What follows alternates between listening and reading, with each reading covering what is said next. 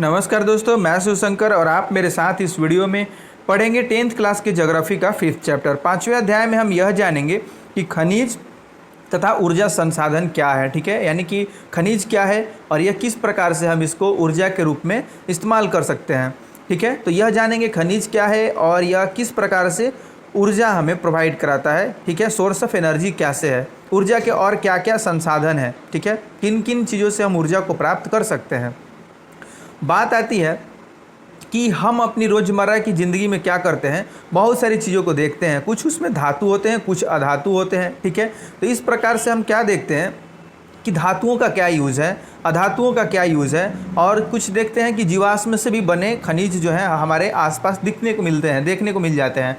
तो अब हम उनको कैटेगराइज कैसे करेंगे, कौन धातु है, कौन अधातु है, कौन जीवाश्म ईंधन है। ठीक है, इस प्रकार से जो कुछ भी हम जानने का कोशिश करते हैं इस अध्याय में। अब हम क्या देखते हैं कि आपने पढ़ा है कि भूपर्पटी यानी कि पृथ्वी की जो ऊपरी सतह है विभिन्न खनिजों के योग से बनी है, बहुत सारी खनिज इसमें हैं। ठीक है, और क्या देखते हैं कि बनी चट्टानों से निर्मित है, बहुत सारे खनिजों के बनी जो चट्टानें हैं उससे ये निर्मित है। इन खनिजों का उपयुक्त शोधन करके ही ये धातुएं निकाली जाती हैं। बहुत सारी धातुओं को निकालने के लिए क्या करते हैं, पहले उसके अयस्क को निकालते हैं, फिर क्या करते हैं उसका निष्कर्षण करके हम उसके खनिज को निकालते हैं, यानी जो धातु होता है उसको निकालते हैं, उससे निष्कर्षित करते हैं। ये देखते हैं कि खनिज हमारे जीवन के अति अनिवार्य भाग है। लगभग हर चीज़ में जो हम इस्तेमाल करते हैं, एक छोटी सुई से लेकर के एक बड़ी इमारत तक या फिर एक जहाज, बड़ा जहाज आदि, ये सभी क्या है, खनिजों से बने हैं। ठीक है, यानी कि हमारे लिए यह क्या है, बहुत ही महत्वपूर्ण है। छोटी यानी कि जो हर इस्तेमाल की वस्तु है वह खनिजों से ही बनी होती है। आप चाहे वो छोटी सुई हो या बड़ा जहाज को देखें, सारा क्या है, खनिजों से मिल करके ही बने हैं, खनिजों से ही बने हैं।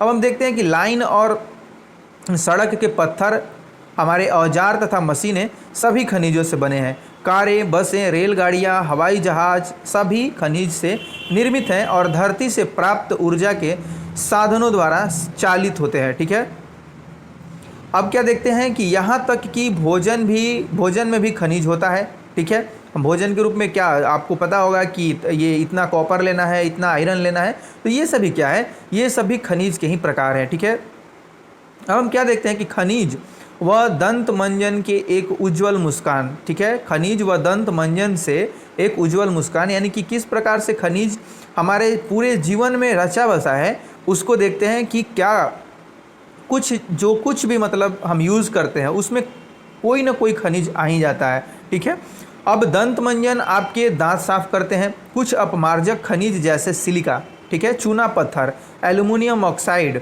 व विभिन्न फास्फेट खनिज स्वच्छता में मदद करते हैं। ठीक है, हम यह देखते हैं कि जो दंत मंजन जो हम लोग यूज़ करते हैं उसमें क्या होता है, अपमार्जक। ठीक है, अपमार्जक खनिज कौन है, अपमार्जक खनिज जैसे सिलिका, ठीक है, चूना पत्थर, एल्युमिनियम ऑक्साइड व विभिन्न जो ये फास्फेट खनिज क्या करते हैं, ये स्वच्छता में हमारी मदद करते हैं।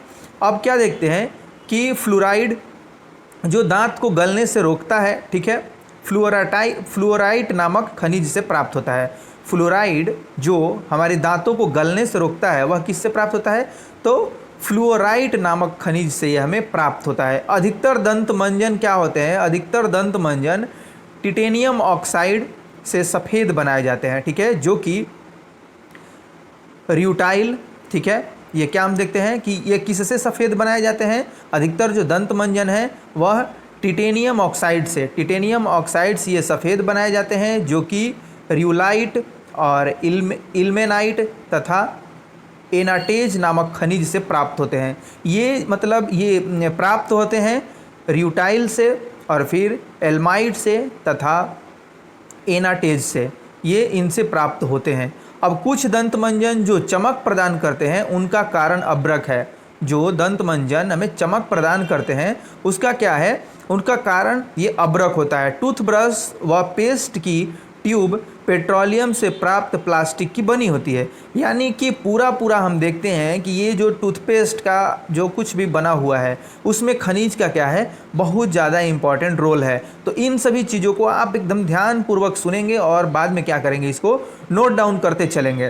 पहले सुने, उसके बाद पॉज करके लिखते ज़रूर चलें, इसको नोट ज़रूर कर लें क्या क्या होता है, कैसे इसमें किन किन चीज़ों का इस्तेमाल किया जाता है, क्या इसमें जो खनिज है उनका इस्तेमाल किया जाता है, आप यह देखेंगे कि इसमें क्या है, हम साफ़ करने से लेके अपमार्जक तक लेकर के सारे क्या हैं, खनिज से ही बने हुए हैं। यहाँ तक कि जिसमें हम टूथपेस्ट को ये डालते हैं, रखते हैं, जो ट्यूब होता है वह भी पेट्रोलियम से प्राप्त प्लास्टिक की बनी होती है, ठीक है। यानी कि सारा का सारा क्या है, एक खनिज का ही कमाल है।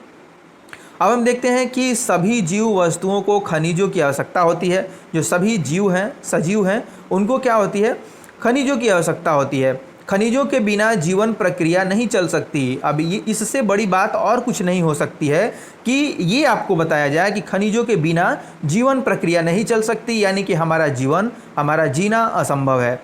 अब यद्यपि हमारे कुल पौष्टिक उपभोग का केवल 0.3% भाग ही खनिज है, तथापि ये इतने महत्वपूर्ण और गुणकारी हैं कि इनके बिना हम 99.7% भोज्य पदार्थ का उपयोग करने में असमर्थ होंगे। हम यह देखते हैं कि जो हम भोज्य पदार्थ लेते हैं, मतलब खाते हैं, उसका सिर्फ 0.3% भाग ही खनिज होता है। लेकिन अब 0.3 के बाद कितना बचा, तो वो बचा 99.7%। तो ये अगर 0.3% की मात्रा हमने सही से नहीं ली है तो क्या होगा, इस 99.7% जो भोज्य पदार्थ है उसका हम उपयोग सही ढंग से नहीं कर पाएंगे। यानी कि हमारी बॉडी क्या उसको डिज़ोल्व करने में और उससे जो कुछ भी, यानी कि जो हम भोजन करते हैं उससे प्राप्त करने में असमर्थ होगी, ठीक है। इस प्रकार से आप यह समझ सकते हैं कि खनिज का कितना इंपॉर्टेंट रोल है हमारे शरीर में भी। अब खनिज क्या है, ये प्रश्न आता है कि खनिज क्या है। तो भूवैज्ञानिकों के अनुसार खनिज एक प्राकृतिक रूप से विद्यमान समरूप तत्व है जिसकी एक निश्चित आंतरिक संरचना है, ठीक है। खनिज प्रकृति में अनेक रूपों में पाए जाते हैं, जिसमें कठोर क्या है, हीरा व नम चूना तक सम्मिलित है। ये सभी खनिज हैं। हीरा भी क्या है, यह भी खनिज है। और क्या देखते हैं कि ये बहुत हार्ड होता है, कठोरतम है, लेकिन नरम भी खनिज होते हैं जिनमें क्या आता है, चूना, ठीक है। इस प्रकार से आप समझ सकते हैं। आप चट्टानों के विषय में पहले भी पढ़ चुके हैं, हमने पढ़ा है पहले चट्टानों के बारे में। अब चट्टानें खनिज के समरूप तत्वों के यौगिक हैं। जो चट्टानें होती हैं उनसे हमें क्या मिलता है, खनिज मिलते हैं। कुछ चट्टानों जैसे चूना पत्थर केवल एक ही खनिज से बनी है, लेकिन अधिकतर चट्टानें विभिन्न अनुपातों के अनेक खनिजों का योग है। हम देखते हैं कि जो चूना पत्थर है वह तो एक ही प्रकार के चट्टान से मिलकर के बना है, लेकिन और भी जो चट्टानें होती हैं वह विभिन्न प्रकार के खनिजों से मिल करके बने होते हैं। यद्यपि 2000 से अधिक खनिजों की पहचान की जा चुकी है, लेकिन अधिकतर चट्टानों में केवल कुछ ही खनिजों की बहुतायत है, ठीक है। ये बहुत ज़्यादा मात्रा में इनकी खोज तो हुई है, लेकिन जो बहुतायत मात्रा में है वो बहुत कम ही है, ठीक है। लेकिन अधिकतर चट्टानों में केवल कुछ ही खनिजों की बहुतायत है। यानी अब हम यहाँ क्या देखते हैं कि एक खनिज विशेष जो निश्चित तत्वों का योग है, ठीक है। ये खनिज विशेष जो निश्चित तत्वों का योग है, उन तत्वों का निर्माण उस समय के भौतिक व रासायनिक परिस्थितियों का परिणाम है, ठीक है। जो उस समय क्या कुछ भौतिक परिवर्तन होते हैं, क्या कुछ रासायनिक परिवर्तन होते हैं और क्या कुछ परिस्थितियां बनती हैं, उसके ये परिणाम होते हैं। अब इसके फलस्वरूप ही खनिजों में विविध रंग, कठोरता, चमक, घनत्व तथा विविध क्रिस्टल पाए जाते हैं, ठीक है। और भूवैज्ञानिक इन्हीं विशेषताओं के आधार पर खनिजों का वर्गीकरण करते हैं। जो भूवैज्ञानिक होते हैं वो इसके आधार पर इनका वर्गीकरण करते हैं, इनको क्लासिफाई करते हैं। अब हम क्या देखते हैं कि भूगोल वेदों व भूवैज्ञानिकों द्वारा खनिजों का अध्ययन कैसे किया जाता है, इसको हम देखते हैं। सबसे पहले यह पाते हैं कि भूगोलविद स्थलाकृतियों की बेहतर जानकारी हेतु खनिजों का अध्ययन भूपृष्ठ के एक अंश के रूप में करते हैं, ठीक है। भूपृष्ठ का एक ये पार्ट है, बस उस रूप में इसका अध्ययन करते हैं। भूगोलवेत्ता खनिज संसाधनों के वितरण व खनिजों से संबंधित आर्थिक क्रियाओं में ज़्यादा रुचि रखते हैं, ठीक है। क्या करते हैं, ये आर्थिक क्रियाओं में ज़्यादा रुचि रखते हैं, परंतु एक भूवैज्ञानिक खनिजों का निर्माण प्रक्रिया, उनकी आयु व खनिजों के भौतिक व रासायनिक संगठन से संबंधित विषयों की जानकारी रखते हैं, ठीक है। इन सभी का वो जानकारी रखते हैं। अब हम क्या देखते हैं कि ये जो खनिज हैं इनको किस प्रकार से वर्गीकृत किया गया है। तो खनिजों की उपलब्धता, ठीक है। अब खनिज कहाँ पाए जाते हैं ये हम देखते हैं। फिर इनका जो वर्गीकरण है खनिजों का, आप देख रहे हैं कि खनिज का जो वर्गीकरण है वो किस प्रकार से हुआ है, ये खनिज, उसके बाद धात्विक खनिज है, अधात्विक खनिज है और ऊर्जा खनिज है, ठीक है, इस प्रकार से। अब धात्विक खनिज में कौन कौन से आते हैं, तो लौह, ठीक है, लौह धातु जिसमें लोहे का अंश जैसे कि लोहा, अयस्क है, मैंगनीज, निकेल, कोबाल्ट, ये सभी हैं। और अलौह जैसे कि तांबा, सीसा, जस्ता व बॉक्साइट। और अब क्या है, इसको हम बांटते हैं कुछ और में, जो कि इसमें आते हैं बहुमूल्य खनिज जैसे कि सोना, चांदी, प्लैटिनम, ये सब। और अधात्विक में कौन कौन से आते हैं, तो अधात्विक में आते हैं अब्रक, नमक, पोटास, सल्फर, ये चूना पत्थर, संगमरमर तथा बलुआ पत्थर, ये सभी अधात्विक खनिज हैं। अब ऊर्जा खनिज, ये जैसे कि कोयला, पेट्रोलियम तथा प्राकृतिक गैस, ये सभी क्या है, ऊर्जा खनिज हैं। तो इनको इस तरीके से आप वर्गीकृत कर सकते हैं, ठीक है, आप ज़रूर नोट डाउन करेंगे। अब क्या हम देखते हैं कि खनिजों की उपलब्धता क्या है, खनिज कहाँ पाए जाते हैं, तो सामान्यतः खनिज अयस्कों में पाए जाते हैं। जो खनिज हैं वह कहाँ पाए जाते हैं, अयस्कों में पाए जाते हैं। किसी भी खनिज में अन्य अवयवों या तत्वों का मिश्रण या संरचना जो होता है, संरचना हेतु अयस्क शब्द का प्रयोग किया जाता है, ठीक है, यानी कि जो जिससे वो प्राप्त किया जाता है, अयस्क से ही सारे खनिज क्या होते हैं, प्राप्त किए जाते हैं। अब खनन का आर्थिक महत्व भी है जब अयस्क में खनिजों का संचयन पर्याप्त मात्रा में हो, ठीक है। अब उसमें बहुत कम मात्रा में, किसी अयस्क में बहुत कम मात्रा में खनिज है और उसको निकालना ही हमारे लिए बहुत ज़्यादा यानी कि दिक्कत वाली बात है और बहुत कॉस्टली है, यानी कि उसमें श्रम ज़्यादा लगता है और बहुत मेहनत करने के बाद, बहुत पैसे खर्च करने के बाद क्या होता है कि हम उसको निकाल पाते हैं, तो वो क्या होता है, अच्छा नहीं माना जाता, ठीक है। तो अब हम क्या देखते हैं कि खनन का आर्थिक महत्व तभी है जब अयस्क में खनिज का संचयन पर्याप्त मात्रा में हो, यानी कि उसका हम निष्कर्षण और निकालना, यानी कि निकालना फिर उसका शोधन करना, यह तब ही अच्छा होता है जब क्या है कि खनिज में खनिजों का संचयन पर्याप्त मात्रा में होता है उस अयस्क में। अब खनिजों के खनन की सुविधा इनके निर्माण व संरचना पर निर्भर करती है। खनन सुविधा जो है वह इसके मूल्य को निर्धारित करती है, ठीक है, यानी कि जितना ही आप खर्च करेंगे उसको निकालने में, उसको निष्कर्षित करने में, उसका मूल्य उतना ही क्या होगा, बढ़ता चला जाएगा। अतः हमारे लिए मुख्य शैल समूह को समझना अत्यंत आवश्यक है जिनमें खनिज पाए जाते हैं, ठीक है। तो अब खनिज प्रायः निम्न शैल समूहों से प्राप्त होते हैं, ठीक है। खनिज कहाँ से प्राप्त होते हैं, तो खनिज प्रायः निम्न शैल समूहों से प्राप्त होते हैं। अब हम क्या देखते हैं कि आग्नेय तथा कयांतरित चट्टानों में खनिज दरारों, जोड़ों, भ्रंशों व वीदरों में मिलते हैं, ठीक है। अब छोटे जमाव सिराओं के रूप में और वृहद जमाव परत के रूप में पाए जाते हैं। जो छोटे जमाव हैं वह किस में पाए जाते हैं, तो सिराओं के रूप में, और जो वृहद जमाव हैं वह परत के रूप में पाए जाते हैं।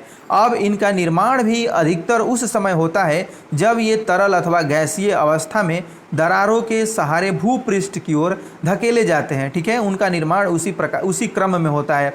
अब ऊपर आते हुए ये ठंडे होकर जम जाते हैं। जब ऊपर की ओर ये गति करते हैं तो वहाँ ठंडा होकर के जम जाते हैं। और मुख्यतः धात्विक खनिज जैसे कि तांबा, जस्ता, जिंक और सीसा आदि इसी तरह सिराओं व जमाओं के रूप में प्राप्त होते हैं, ठीक है। इस तरह से क्या होते हैं कि जो खनिज है इस प्रकार के, ये तांबा, जास्ता, जिंक और सीसा, ये सभी इस रूप में प्राप्त होते हैं, यानी कि सिराओं और जमाओं के रूप में प्राप्त होते हैं। अब अनेक खनिज अवसादी चट्टानों के अनेक जो खनिज संस्तर हैं उसमें पाए जाते हैं या परतों में पाए जाते हैं। संस्तर अर्थात परतों में पाए जाते हैं। इनका निर्माण क्षैतिज परतों में निक्षेपण, संचयन व जमाव का परिणाम होता है, ठीक है। और कोयला तथा कुछ अन्य प्रकार के जो लौह अयस्क का निर्माण जो लंबी अवधि के बाद होता है, ठीक है, अत्यधिक, यानी कि आप जब उष्मा और दाब का ये सभी क्या है, परिणाम है। अवसादी चट्टानों में दूसरी ओर क्या हम देखते हैं कि दूसरी श्रेणी के खनिज, अवसादी जो चट्टान है उसमें दूसरी श्रेणी के खनिजों में जिप्सम, पोटास, नमक व सोडियम सम्मिलित हैं। इनका निर्माण विशेषकर शुष्क प्रदेशों में वाष्पीकरण के फलस्वरूप होता है, ठीक है। जो शुष्क प्रदेश हैं वहाँ पर जो इवेपोरेशन होता है उसमें वाष्पीकरण के फलस्वरूप इनका निर्माण होता है। अब क्या देखते हैं कि चट्टानों के निर्माण की एक अन्य विधि धरातलीय चट्टानों का अपघटन है, ठीक है। ये जो धरातलीय चट्टान है उनके अपघटन के बाद होता है। अब चट्टानों के घुलनशील तत्वों के अपरदन के पश्चात अयस्क वाली अवशिष्ट चट्टानें रह जाती हैं। बॉक्साइट का निर्माण इसी प्रकार से होता है, ठीक है। बॉक्साइट जो बनता है उसका निर्माण इसी प्रकार से होता है। अब घ देखते हैं, यानी कि पहाड़ियों के आधार तथा घाटी तल की रेत में जलोढ़ जमाव के रूप में भी कुछ खनिज पाए जाते हैं। ये क्या है, ये निक्षेप प्लेसर निक्षेप के नाम से जाने जाते हैं, ठीक है। ये निक्षेप किस नाम से जाने जाते हैं, तो प्लेसर निक्षेप के नाम से जाने जाते हैं। इनमें प्रायः ऐसे खनिज होते हैं जो जल द्वारा घर्षित नहीं होते, जिनमें जल का घर्षण नहीं होता है, ठीक है। अब इन खनिजों में सोना, चांदी, टीन व प्लेटिनम प्रमुख है, ठीक है। इस प्रकार से इनका निर्माण होता है। अब महासागरीय जल में भी विशाल मात्रा में खनिज पाए जाते हैं, लेकिन इनमें से अधिकांश के व्यापक रूप में विसरित होने के कारण इनकी आर्थिक सार्थकता कम है, ठीक है। फिर भी सामान्य जो नमक, मैग्नीशियम तथा ब्रोमाइन ज़्यादातर समुद्री जल से ही ग्रहित होते हैं, यानी कि इनको उससे प्राप्त किया जाता है। अब महासागरीय तली में मैंगनीज ग्रंथियाँ क्या है, मैंगनीज ग्रंथियों में धनी है। जो महासागरीय तली यानी कि जो नीचे का जो हिस्सा होता है वह मैंगनीज ग्रंथियाँ उसमें बहुत ज़्यादा मात्रा में पाई जाती हैं, ठीक है, उसमें वो मिलते हैं। अब ये जो रोचक तथ्य है उसको देख लेते हैं, क्या रोचक तथ्य है। सबसे पहली बात आती है रैट हॉल, ठीक है, खनन। रैट होल खनन, क्या आप जानते हैं कि भारत में अधिकांश खनिज राष्ट्रीयकृत हैं, यानी कि वो सेंट्रल गवर्नमेंट के अधीन आते हैं, ठीक है, और इनका निष्कर्षण सरकारी अनुमति के पश्चात ही संभव है। ये क्या देखते हैं हम कि जो अधिकांश खनिज हैं वह राष्ट्रीयकृत हैं और इनका खनिज सरकारी अनुमति के पश्चात ही संभव है, यानी कि हमें पहले अनुमति लेनी होती है। अब क्या देखते हैं, किंतु उत्तर पूर्व भारत के अधिकांश जनजातीय क्षेत्रों में खनिजों का स्वामित्व व्यक्तिगत व समुदायों को प्राप्त है, ठीक है। जो नॉर्थ ईस्ट का एरिया है हमारा, वहाँ पर क्या हम देखते हैं कि जनजातीय क्षेत्र में खनिजों का जो स्वामित्व है वह क्या है, व्यक्तिगत व समुदायों को प्राप्त है। ये पर्सनल है या जो वहाँ की जो कम्युनिटी विशेष है उसको इस पर उसका हक प्राप्त है। अब मेघालय में कोयला, लौह अयस्क, चूना पत्थर व डोलोमाइट के विशाल निक्षेप पाए जाते हैं, ठीक है। जेवाई है और चेरापूंजी में कोयले का खनन परिवार के सदस्य द्वारा एक लंबी संकीर्ण सुरंग के रूप में किया जाता है।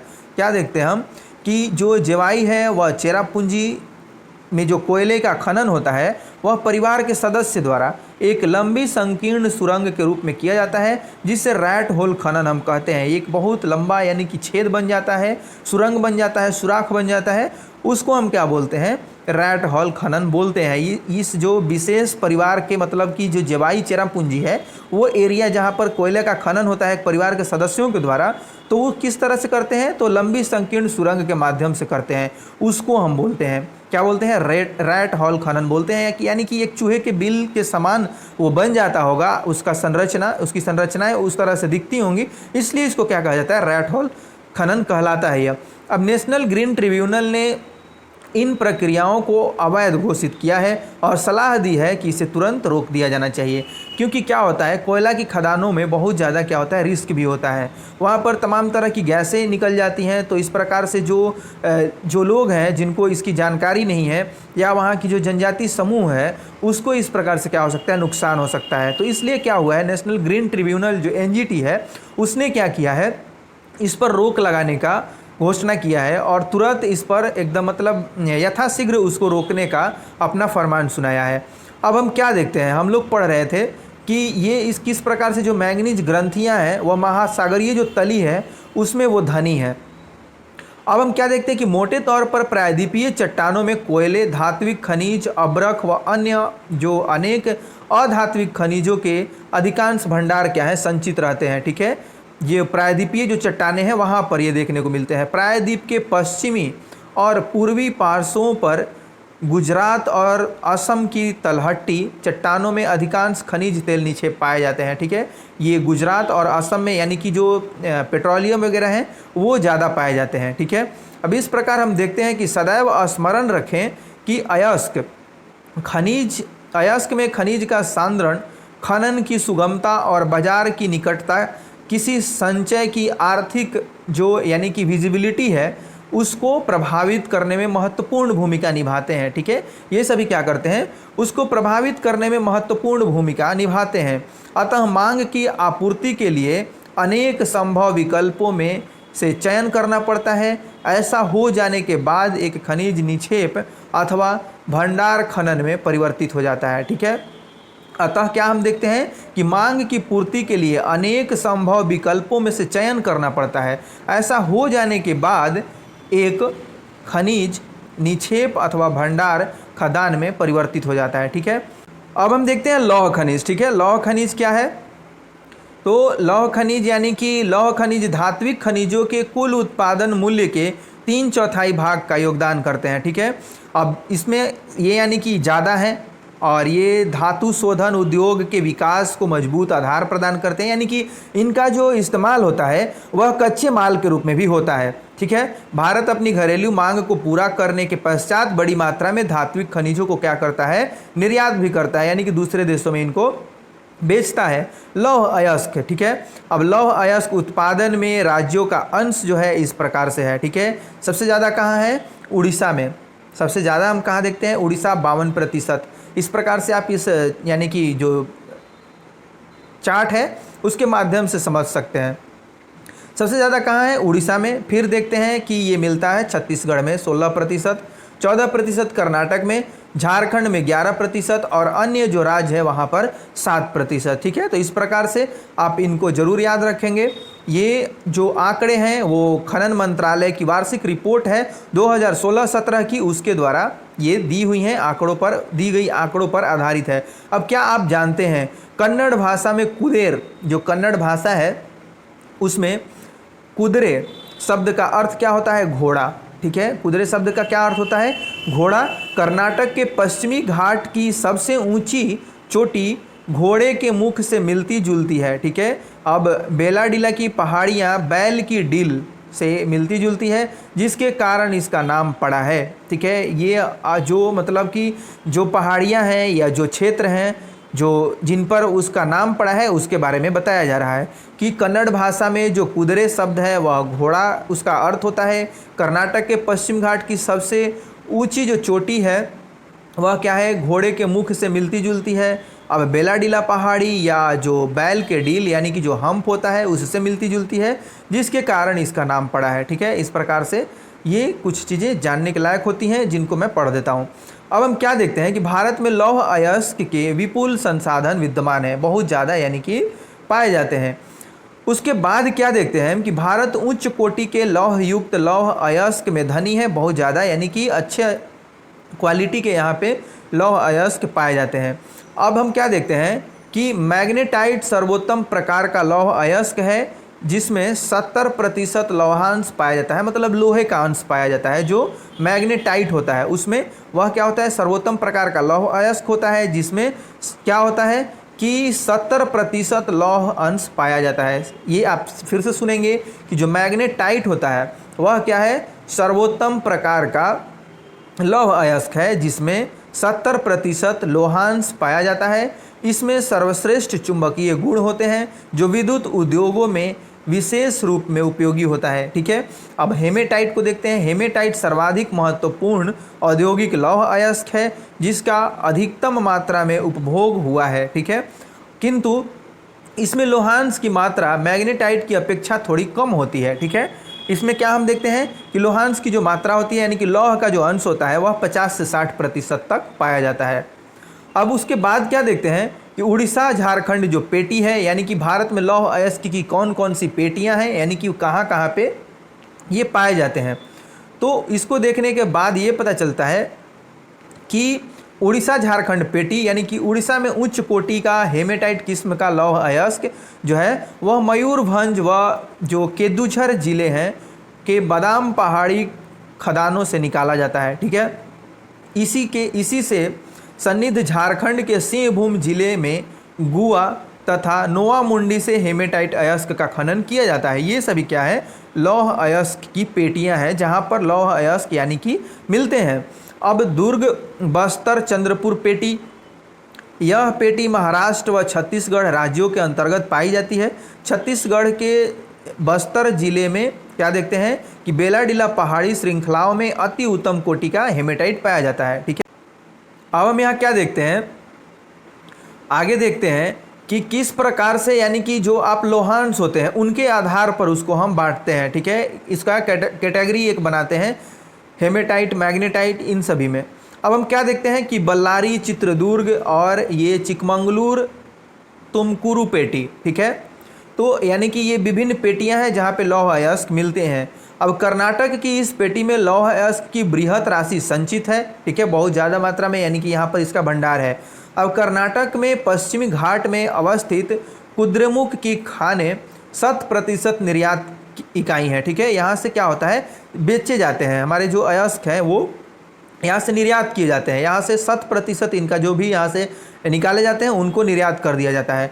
अब कुद्रेमुख निक्षेप संसार के सबसे बड़े निक्षेपों में से एक माने जाते हैं। लौह अयस्क यानी कि करदम रूप में पाइपलाइन द्वारा मंगलुरु के निकट तक पतन भेजा जाता है, ठीक है। मंगलुरु के निकट एक पतन पर भेजा जाता है इसको, किससे, पाइपलाइन के माध्यम से। अब क्या देखते हैं, महाराष्ट्र गोवा पेटी। महाराष्ट्र गोवा पेटी, यह पेटी गोवा तथा महाराष्ट्र राज्य के रत्नागिरी जिले में स्थित है। यद्यपि यहाँ का लोहा उत्तम प्रकार का नहीं है, तथापि इसका दक्षता से दोहन किया जाता है, ठीक है। अब क्या देखते हैं कि मरमा गोवा पतन से इसका निर्यात किया जाता है, मरमा गोवा से हम इसका निर्यात करते हैं। यहाँ पर जो यानी कि महाराष्ट्र गोवा जो पेटी है, यहाँ से जो लौह अयस्क निकाले जाते हैं उनका जो निर्यात होता है वह मरमा गोवा पतन से होता है। अब मैंगनीज, मैंगनीज मुख्य रूप से इस्पात के विनिर्माण में उपयोग किया जाता है। यह 1 टन इस्पात बनाने में लगभग क्या होता है, 10 किलोग्राम मैंगनीज की आवश्यकता होती है। इसका उपयोग ब्लीचिंग पाउडर, कीटनाशक दवाएं व क्या होता है, पेंट बनाने में किया जाता है। मैंगनीज का इस्तेमाल इन सभी में किया जाता है। अब इसका हम देखते हैं कि किन किन राज्यों में यह इसका यानी कि उत्पादन होता है। तो यह देखते हैं कि उड़ीसा है सबसे ज़्यादा, मध्य प्रदेश यानी कि यहाँ पर 27%, महाराष्ट्र 25%, उड़ीसा 25%, ठीक है। उसके बाद जो है कर्नाटक है जो कि 11%, आंध्र प्रदेश 10% और अन्य जो राज्य हैं वहाँ पर मात्र 2%, ठीक है। तो सबसे ज़्यादा यानी कि आप याद रखेंगे महाराष्ट्र, ये मध्य प्रदेश का, ठीक है। मैंगनीज उत्पादक राज्यों में जो अंश है वह सबसे ज़्यादा किसका है, वह मध्य प्रदेश का है। अब आगे देखते हैं। इस प्रकार से आप मैप के माध्यम से भी देख सकते हैं कि लौह अयस्क जो क्षेत्र हैं, लौह अयस्क क्षेत्र और लौह अयस्क खान दोनों में अंतर है। लौह अयस्क जो क्षेत्र हैं ये आप देख सकते हैं, ठीक है। ये लौह अयस्क क्षेत्र है मयूरभंज और जो आप केंदुझर जो आप पढ़ रहे थे, जो गोवा, ये सभी जो पेटियां हैं ये सभी हैं, ठीक है। और फिर ये जो क्षेत्र है, और ये क्या है, लौह अयस्क खानों का यहाँ पर बताया गया है। ये जो बल्लारी, चित्रदुर्ग और ये सभी जो है कुद्रेमुख, ये सभी क्या हैं, उसके अयस्क के खान हैं, ठीक है। लौह अयस्क के ये खान हैं। चंद्रपुर और दुर्ग ये सभी क्या है, इसके खान है, बेलाडोला। तो इनका आप ये जो ब्लैक कलर के जो दिख रहे हैं यहाँ पर लौह अयस्क निर्यात पतन है, ठीक है। ये लौह अयस्क निर्यात पतन है, ये आप देख सकते हैं कि ये मारमा गोवा है, यहाँ से ये निर्यात होता है। मंगलुरु है, यहाँ से भी निर्यात किए जाते हैं, ठीक है। और ये पारादीप और विशाखापत्तनम, यहाँ से क्या होता है, लौह अयस्क निर्यात होता है। अब मैंगनीज का जो आप इस स्टार फिश टाइप का जो संरचना है उससे आप देख सकते हैं यहाँ है, ठीक है। ये मैंगनीज का आप देख रहे हैं। तो इस प्रकार से जो कुछ भी आप इधर का जो ये एरिया है यहाँ पर मैंगनीज की जो खाने हैं वहाँ ज़्यादा दिख रही हैं, और इसका जो यानी कि क्षेत्र है वह ज़्यादा है, इधर भी है। तो इस प्रकार से आप मैप के माध्यम से राज्यों को पकड़ सकते हैं कि ये जो बेलाडोला है वह कहाँ है, छत्तीसगढ़ में है।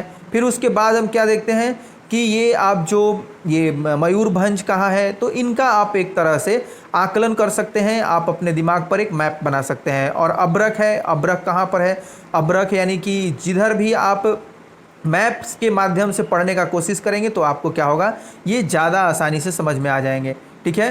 तो अब्रक को हम देखते हैं, अब्रक कहाँ है, तो आप इसको देख सकते हैं, ये अजमेर और ये राजस्थान का जो एरिया। फिर इधर आप बिहार और झारखंड यानी कि गया और हजारीबाग को देखेंगे तो उधर भी ये अब्रक का अच्छा खासा पाया जाता है, ठीक है। और ये आप नेल्लोर को देखेंगे, इधर भी है। तो ये आप जब मैप का अध्ययन करेंगे तो इसमें देखेंगे कि बहुत सारी चीज़ें आपको क्लियर हो जाएंगी। अब लौह खनिज यानी कि अलौह खनिज, माफ़ कीजिएगा, अलौह खनिज क्या है, अभी तक हम क्या पढ़ रहे थे, लौह खनिजों को पढ़ रहे थे। अब अलौह खनिज, अलौह खनिज यानी कि भारत में अलौह खनिजों की संचित राशि व उत्पादन अधिक संतोषजनक नहीं है। जो हम अलौह खनिज है उसका क्या है, यानी कि उसमें लोहे की मात्रा जो है वह नहीं पाई जाती है, ठीक है। अब यद्यपि ये खनिज जिनमें क्या होता है, तांबा, बक्साइट, सीसा और सोना आते हैं, धातु शोधन, इंजीनियरिंग व विद्युत उद्योगों में महत्वपूर्ण भूमिका निभाते हैं। आइए हम तांबा, बक्साइट ये सभी जो है इनका वितरण समझते हैं। ठीक है, तो सबसे पहले यह देखते हैं तांबा के बारे में, तांबा को पढ़ते हैं। तो भारत में तांबे के भंडार व उत्पादन क्रांतिक रूप से न्यून है। ठीक है, यहाँ पर ज़्यादा यानी कि नहीं है। अधातवर्ध्य यानी कि यह तन्य और ताप सुचालक होने के कारण तांबा का उपयोग मुख्यतः बिजली के तार बनाने में, इलेक्ट्रॉनिक्स और रसायन उद्योग में किया जाता है। मध्य प्रदेश की बालाघाट खदानें, ये क्या है, बालाघाट खदानें देश का लगभग 52% तांबा क्या करती हैं, उत्पन्न करती हैं यहाँ से। यानी कि सबसे ज़्यादा जो ये तांबा उत्पादन करने वाला जो हमारा राज्य है वह क्या है, ये मध्य प्रदेश है। ठीक है, सिर्फ यहीं से इसके एक ही खान से यानी कि बालाघाट खान से ही ये 52% पूरा तांबा निकलता है। अब क्या देखते हैं कि ये झारखंड का सिंहभूम जिला भी तांबे का मुख्य उत्पादक है। राजस्थान की खेतड़ी खदानें भी तांबे के लिए प्रसिद्ध थीं। ठीक है, वो वहाँ पर पहले मिलती थी, लेकिन अब सबसे ज़्यादा कहाँ पर, मध्य प्रदेश में हम देखेंगे। ठीक है, तो मध्य प्रदेश का जो यानी कि बालाघाट खदान है वहाँ से सबसे ज़्यादा तांबा निकालते हैं हम। अब बक्साइट को देखते हैं। बक्साइट भाई कहाँ से सबसे ज़्यादा निकलता है, इसका कहाँ पर पाया जाता है यह, यद्यपि अनेक अयस्कों में एल्युमिनियम पाया जाता है। ठीक है, परंतु सबसे अधिक एल्युमिनियम क्ले जैसे दिखने वाले पदार्थ बक्साइट से ही प्राप्त होता है। ठीक है, बक्साइट से ही एल्युमिनियम का निष्कर्षण होता है। अब बक्साइट निक्षेपों की रचना एल्युमिनियम सिलिकेटों से समृद्ध व्यापक भिन्नता वाली चट्टानों के विघटन से होता है। ठीक है, भारत में बक्साइट के निक्षेप मुख्यतः अमरकंटक पठार, ठीक है, बक्साइट का जो निक्षेप है वो अमरकंटक पठार, मैकाले पहाड़ियाँ तथा बिलासपुर कटनी के पठारी प्रदेश में ये पाए जाते हैं। ठीक, अब हम यहाँ पे ये समझने का कोशिश करते हैं कि किस राज्य में यानी कि सबसे ज़्यादा बक्साइट है। ठीक है, बक्साइट का उत्पादन कहाँ से सबसे ज़्यादा किया जाता है, तो यह हम देखते हैं कि सबसे ज़्यादा यानी कि जो 49% भाग है वो किसका है, तो वो उड़ीसा का है। ठीक है, गुजरात का ये आप देखते हैं कि 24%, झारखंड का 9%, छत्तीसगढ़ का 8%, महाराष्ट्र का 8% और अन्य जो राज्य हैं उनका 2%। ठीक है, यानी कि ये बक्साइट उत्पादन में राज्यों का अंश है, जो कि ये 2016-17 के आंकड़े हैं, उनके बारे में उन्हीं से हम इसको पढ़ते हैं। अब हम क्या देखते हैं कि उड़ीसा क्या है, भारत का सबसे बड़ा बक्साइट उत्पादक राज्य है। यहाँ कोरापुट जिले में जो ये पंचपतमाली निक्षेप राज्य के सबसे महत्वपूर्ण बक्साइट निक्षेप है। ठीक है, पंचपतमाली जो ये यानी कि उसको आप खाद्यान्न बोल सकते हैं, निक्षेप बोल सकते हैं, वहाँ से सबसे ज़्यादा बक्साइट मिलता है हमें। ठीक है, आगे बढ़ते हैं, ये रोचक तथ्य यानी कि इसको देख लेते हैं, उसके बाद आगे बढ़ते हैं। एल्युमिनियम की खोज के बाद सम्राट नेपोलियन तृतीय अपने कपड़ों पर क्या करते हैं कि एल्युमिनियम से बने हुक व बटन पहनता था। ठीक है, एल्युमिनियम की खोज के बाद जो सम्राट नेपोलियन तृतीय था वह अपने कपड़ों पर एल्युमिनियम से बने हुक व बटन पहनता था तथा अपने खास मेहमानों को एल्युमिनियम से बने बर्तनों में भोजन कराता तथा आम मेहमानों को सोने व चांदी के बर्तनों में भोजन परोसता था। इस घटना के 30 वर्ष बाद पेरिस में भिखारियों के पास एल्युमिनियम के बर्तन एक आम बात थी। ठीक है, यानी कि हम यह देखते हैं कि जो एल्युमिनियम बहुत ज़्यादा, ये आप देखते हैं कि जो सम्राट नेपोलियन तृतीय था, यानी कि हम क्या देखते हैं इसमें, ये इसके लिए क्या था कि एल्युमिनियम बहुत महंगी चीज़ें थी। ठीक है, महंगी वस्तु थी, क्योंकि यह क्या करता था, उस अपना बटन यानी कि जो हुक लगाता था वह एल्युमिनियम का बना होता था, एल्युमिनियम से बने हुक व बटन पहनता था तथा अपने खास मेहमानों को क्या करता था, एल्युमिनियम से बने बर्तनों में भोजन कराता था। और आम जो मेहमान होते थे उसके यानी कि जनरली जो आम तौर पर मेहमान आते जाते थे उनको क्या करता था, सोने व चांदी के बर्तनों में भोजन परोसा जाता था। ठीक है, लेकिन इस घटना के 30 वर्ष बाद यानी कि इतनी ज़्यादा क्रांति हुई, इतने ज़्यादा मात्रा में यानी कि इसका खोज हुआ होगा, ये यानी कि बक्साइट जो है वह मिलने लगा होगा, तो उससे निष्कर्षण करके क्या हुआ, एल्युमिनियम बहुत ज़्यादा मात्रा में बनाया जाने लगा होगा, इसका डिमांड कम हो गया। और यह देखने को आया कि इस घटना के 30 वर्ष बाद पेरिस में भिखारियों के पास एल्युमिनियम के बर्तन आम बात थी। ठीक है, तो हर एक वस्तु का हर एक यानी कि इंसान का एक क्या होता है, समय होता है, ठीक है। उस समय के बाद उसका क्या होता है, महत्व कम हो जाता है। तो एक एल्युमिनियम का यानी कि ये जो नेपोलियन तृतीय है उसको आप समझ सकते हैं कि उसके टाइम भी क्या उसका महत्व रहा होगा। अब हम यहाँ क्या देखते हैं, अधात्विक खनिज के बारे में, ठीक है। तो अधात्विक खनिज यानी कि अब्रक। अब्रक एक ऐसा खनिज है जो प्लेटो अथवा पत्रण क्रम में पाया जाता है, ठीक है। यानी कि यह क्या होता है, एक चादर के रूप में पाया जाता है। अब इसका चादरों में विपाटन यानी कि स्प्लिट आसानी से हो सकता है। इसको हम एक चादर के रूप में आसानी से परिवर्तित कर सकते हैं, बदल सकते हैं, और बहुत पतली पतली चादर के रूप में इसका क्या होता है, इसका निर्माण किया जा सकता है।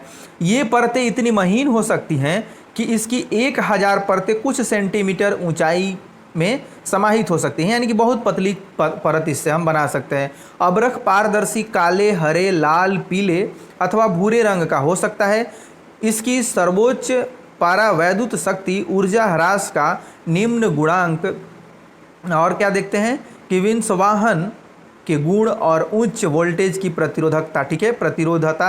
इसमें हम यह देखते हैं कि इसका उपयोग ज़्यादातर किस में होता है, तो बिजली के उपकरण के बनाने में, ठीक है। तो इसके कारण हम क्या देखते हैं कि अब्रक विद्युत व इलेक्ट्रॉनिक्स उद्योगों में प्रयुक्त होने वाले अपरिहार्य खनिजों में से एक है, ठीक है।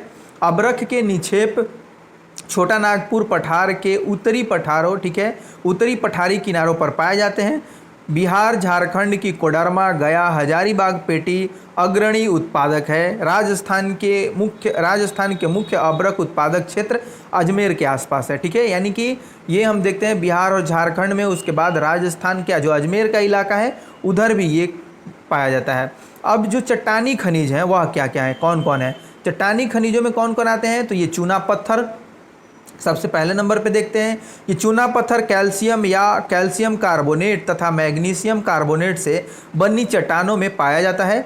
यह अधिकांश अवसादी चट्टानों में पाया जाता है। चूना पत्थर सीमेंट उद्योग का एक आधारभूत कच्चा माल होता है और लौह प्रगलन की भट्टियों के लिए अनिवार्य होता है। जो लोहा को गलाते हैं वहाँ भी इसका इस्तेमाल किया जाता है, ठीक है। चूना पत्थर कैल्शियम या कैल्शियम कार्बोनेट या मैग्नीशियम कार्बोनेट से बनी चट्टानों में पाया जाता है, ठीक है, सबसे पहली बात है। अब यह अधिकांश अवसादी यानी कि क्या होता है, अवसादी चट्टानों में पाया जाता है। अब चूना पत्थर सीमेंट उद्योग का एक आधारभूत कच्चा माल होता है, एक रॉ मटेरियल होता है, ठीक है। अब चूना पत्थर कहाँ पाया जाता है सबसे ज़्यादा, तो यह हम देखते हैं कि चूना पत्थर पाया जाता है आपका सबसे ज़्यादा, हम देखते हैं कि यह राजस्थान में, ठीक है, राजस्थान में यानी कि 21%, उसके बाद 11% मध्य प्रदेश, आंध्र प्रदेश में 11%, छत्तीसगढ़ में 10%, कर्नाटक में 10%, गुजरात में 8%, तमिलनाडु में 8%, तेलंगाना में 8% और अन्य जो राज्य हैं वहाँ पर 13%, ठीक है। इस प्रकार से इसका वितरण है। आगे बढ़ते हैं और देखते हैं कि सबसे बड़ी बात जो है वह क्या है कि खनन में किस तरीके से जोखिम होता है और ख़तरे होते हैं, उनको ज़रूर जानना चाहिए, उनके बारे में ज़रूर हमें मालूम होना चाहिए। तो इसको देखते हैं, क्या आपने कभी खनिकों द्वारा जो खनन करते हैं, खनिक उनको बोलते हैं यानी कि जो मजदूर होते हैं, उनके द्वारा आपके जीवन को सुविधाजनक बनाने के लिए किए गए प्रयासों के बारे में सोचा है।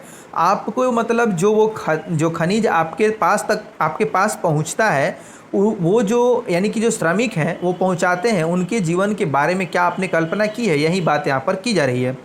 अब खनन का खनिकों के स्वास्थ्य तथा पर्यावरण पर क्या प्रभाव पड़ता है, ठीक है।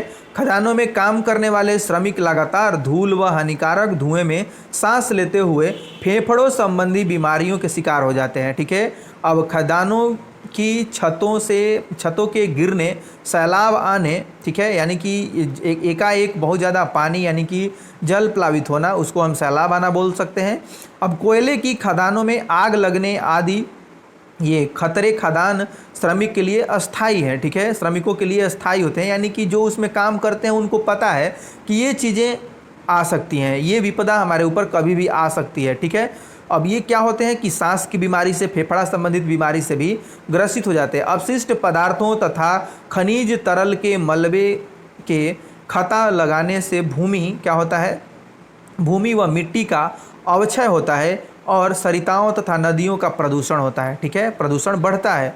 हम क्या देखते हैं कि ये जो आप उड़ते हुए धूल कण देखते हैं, ये क्या करते हैं कि पृथ्वी के जो ऊपर के रंध्र हैं, यानी कि जो एक तरह से आप सिराएं कह सकते हैं, उनको बंद कर देते हैं। ठीक है, उनको बंद करके क्या करते हैं, ये उनके बंद हो जाने के बाद उसमें पानी अंदर नहीं आ पाता है। ठीक है, पानी अंदर नहीं आ पाता, जिसके कारण क्या होता है, ये भौम जल की समस्या भी आती है, जो ग्राउंड वाटर है उसकी भी समस्या होती है, और नदी ये नाले जो होते हैं उनके पानी को भी ये दूषित करते हैं। ठीक है, तो इस प्रकार से आज इस वीडियो में इतना ही, बाकी हम लोग फिर इसके दूसरे पार्ट के रूप में पढ़ेंगे, क्योंकि वीडियोज़ क्या हो जा रहे हैं, बहुत लंबे लंबे हो जा रहे हैं। ठीक है।